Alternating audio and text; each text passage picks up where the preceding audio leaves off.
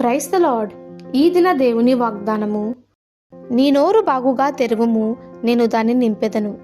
కీర్తనల గ్రంథము 81వ కీర్తన 10వ వచనము. ప్రభువు మన నోర్లను నింపుతున్నాడు. అయితే మనము ఎలాగూ తెరవవలెను? స్తుతులతో మన నోరును తెరవవలెను. ఎంతగా ప్రభువుని స్తుతించుటకు నోరు తెరుచుచున్నామో అంతగా మనము కృపతోనూ మేళ్లతోనూ నింపబడుచున్నాము.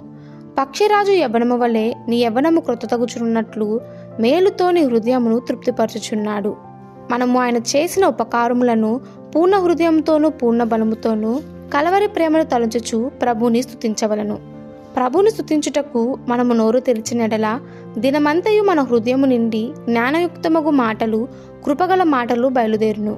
జ్ఞానము కలిగి తన నోరు తెరుచును, కృపగల ఉపదేశము ఆమె బోధించును. హృదయము నిండి ఉండు దానిని బట్టి నోరు మాట్లాడును. హృదయమందు ఆత్మ ఉండినడలా మీ పెదవులలో ఆత్మ ఫలములు కనబడును. మీరు నోరు తెరిచినప్పుడు ప్రేమ, సంతోషము, సమాధానము, దీర్ఘశాంతము అను ఆత్మఫలములన్నీయు ఎదుటివారిని ఓదార్చును, ధైర్యపరచును. ఆయన నోరు తెరిచినప్పుడు ఎంతగానో ఆదరణిచ్చు మాటలు వచ్చును, చక్కటి ఉపదేశము వచ్చును. దేవుని మార్గము లోకమునకు బోధింపబడెను. నేడు మనము కూడా నోరుగా ఉండుటకు పిలువబడ్డాము.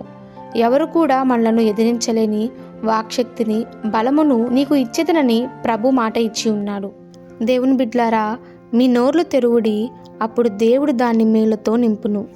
ఈ దిన దేవుని వాగ్దానము మనందరి జీవితంలో నెరవేరలాగున ప్రభు కృప మనకి తోడై ఉండును గాక. ఆమెన్. God bless you.